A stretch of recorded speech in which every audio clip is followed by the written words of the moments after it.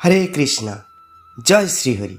প্রিয় দর্শকবৃন্দ, আপনাদের সকলকে মুক্তি চ্যানেলের পক্ষ থেকে জানাই আন্তরিক প্রণাম ও শুভেচ্ছা।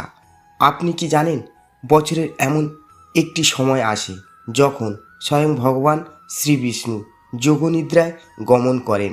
এই সময়ে দেবতারা অত্যন্ত অপেক্ষা করেন ভগবানের জাগরণের জন্য। শাস্ত্রমতে এই 4 মাসকে বলা হয় ভক্তি, তপস্যা, আত্মসংযম এবং পাপ মোচনের সর্বশ্রেষ্ঠ সময়। কিন্তু কেন এই 4 মাসে পটল, কলমি শাক এবং কিছু বিশেষ খাদ্য খেতে নিষেধ করা হয়? কেন এই সময়ে বিয়ে, গৃহপ্রবেশ এবং অন্যান্য মাঙ্গলিক কাজ বন্ধ রাখা হয়? ভগবান বিষ্ণু কি সত্যি ঘুমিয়ে পড়েন? যদি তিনি ঘুমিয়ে থাকেন, তাহলে এই বিশ্ব ব্রহ্মাণ্ডকে পরিচালনা করেন কে? আজকের এই ভিডিওটিতে আমরা জানব চতুর্মাসে এমন কিছু অজানা রহস্য যা হয়তো আপনি আগে কখনো শোনেননি। তাই ভিডিওটি শেষ পর্যন্ত অবশ্যই দেখুন। চতুর্মাস্য কি? চতুর্মাস্য শব্দটি দুটি সংস্কৃত শব্দ থেকে এসেছে। চতুর অর্থাৎ 4 এবং মাস্য অর্থাৎ মাস, অর্থাৎ 4 মাসের একটি পবিত্র সময়কাল।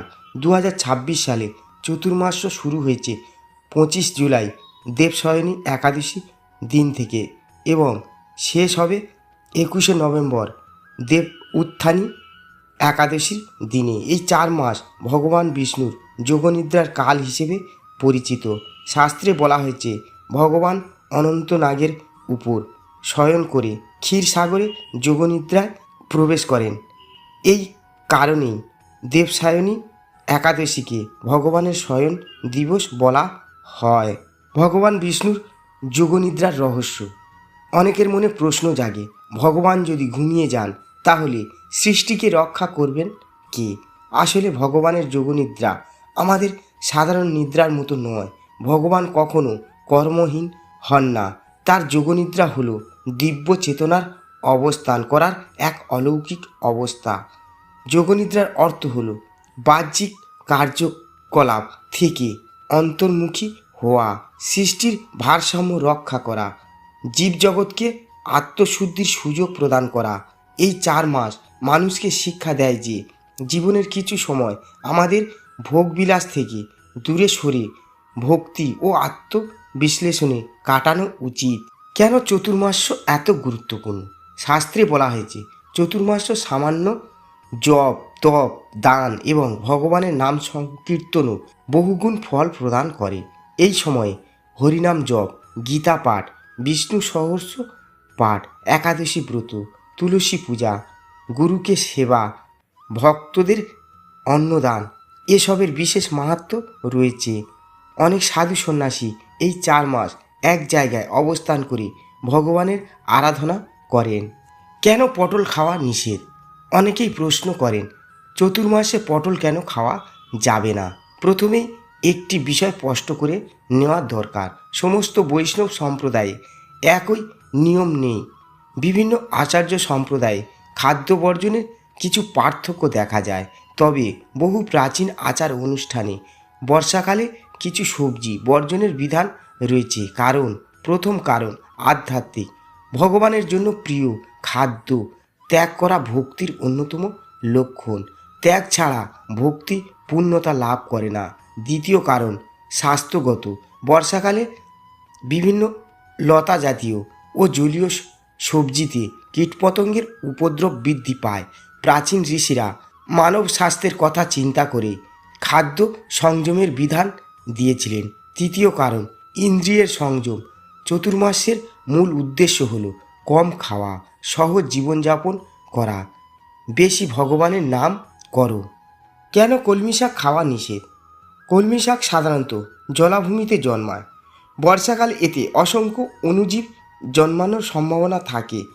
অনেক বৈষ্ণব পরিবারে চতুর্মাসের প্রথম মাসে সমস্ত শাক জাতীয় খাদ্য বর্জন করা হয়।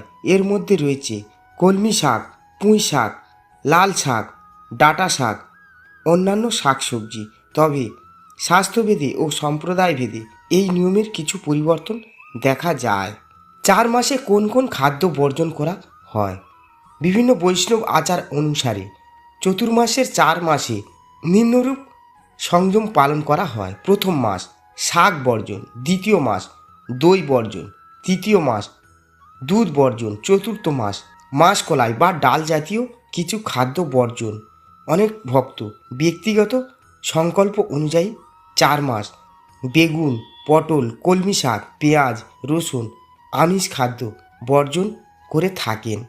কেন বিয়ে ও গৃহপ্রবেশ করা হয় না? আপনি নিশ্চয়ই লক্ষ্য করেছেন চতুর্মাসে সাধারণত বড় মাঙ্গলিক অনুষ্ঠান করা হয় না, কারণ শাস্ত্রে এই সময়কে ভগবানের বিশ্রামের সময় হিসেবে বিবেচনা করা হয়েছে। তাই এই 4 মাসকে আনন্দ উৎসবের পরিবর্তে তপস্যা, ভক্তি, আত্মসংযম, সাধনা এই 4টির জন্য সর্বাধিক উপযোগী সময় বলা হয়। ভগবান কোথায় শয়ন করেন? পৌরাণিক বর্ণনা অনুযায়ী ভগবান শ্রী বিষ্ণু অনন্তনাগের সহস্র ফণার উপর শয়ন করেন। চারিদিকে রয়েছে দুধের সমুদ্র বা ক্ষীরসাগর। মহালক্ষ্মী দেবী ভগবানের সেবা করছেন, দেবতারা ভগবানের চরণে প্রণাম নিবেদন করছেন। এই দিব্য দৃশ্যকে স্মরণ করে ভক্তরা দেবসায়নী একাদশী থেকে বিশেষভাবে নারায়ণ পূজা করে থাকেন। চতুর্মাসে কি করবেন?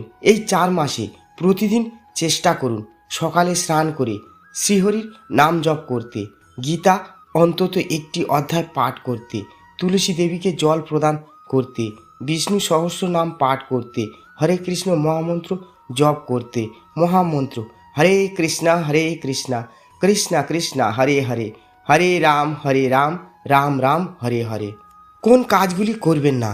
চতুর্মাসে চেষ্টা করুন মিথ্যা কথা না বলতে, কাউকে অপমান না করতে, প্রাণী হত্যা থেকে বিরত থাকতে, আমিষ ভোজন না করতে, মাদক দ্রব্য গ্রহণ না করতে, অন্যের সমালোচনা না করতে, অকারণে রাগ না করতে। চতুর্মাসের অলৌকিক ফল শাস্ত্রে বলা হয়েছে চতুর্মাসে একদিন ভগবানের নাম করলে বহু গুণ ফল লাভ হয়, একটি প্রদীপ দান করলে অগণিত পুণ্য লাভ হয়, একাদশী পালন করলে বহু জন্মের পাপ নষ্ট হয়, ভক্তি ভরে নারায়ণ পূজা করলে শ্রীহরির বিশেষ কৃপা লাভ হয়। একটি অজানা তত্ত্ব আপনি কি জানেন? অনেক বৈষ্ণব মঠে চতুর্মাসের সময় ভগবানকে বিশেষ শয্যায় শয়ন করানো হয়। প্রতিদিন তার জন্য নতুন ভোগ নিবেদন করা হয় এবং বিশেষ কীর্তনের আয়োজন করা হয়। অনেক ভক্ত এই সময় 4 মাসের জন্য নিজের জীবনের একটি খারাপ অভ্যাস ত্যাগ করার সংকল্প নেন, যেমন মোবাইলে অযথা সময় নষ্ট করা, রাগ করা, মিথ্যা বলা, অতিরিক্ত ঘুমানো, আমিষ খাদ্য গ্রহণ করা। প্রিয় ভক্তবৃন্দ, চতুর্মাস্য শুধুমাত্র কিছু খাবার না খাওয়ার নাম নয়, এটি হলো আত্মশুদ্ধির এক মহাযজ্ঞ। এই 4 মাস ভগবান আমাদের শিক্ষা দেন জীবনকে একটু থামিয়ে নিজের অন্তরকে দেখার। তাই আসুন আমরা সবাই এই চতুর্মাসে একটি সংকল্প গ্রহণ করি, প্রতিদিন ভগবানের নাম করব, কাউকে কষ্ট দেব না, সংযমের সঙ্গে জীবনযাপন করব, শ্রীহরি শ্রী বিষ্ণুর চরণে নিজেদের সমর্পণ করব। ভগবান শ্রী বিষ্ণুর কৃপা আপনার এবং আপনার পরিবারের উপর সর্বদা বর্ষিত হোক। ওম নমো নারায়ণ। জয় শ্রীহরি। হরে কৃষ্ণা। হরি বল। রাধে রাধে।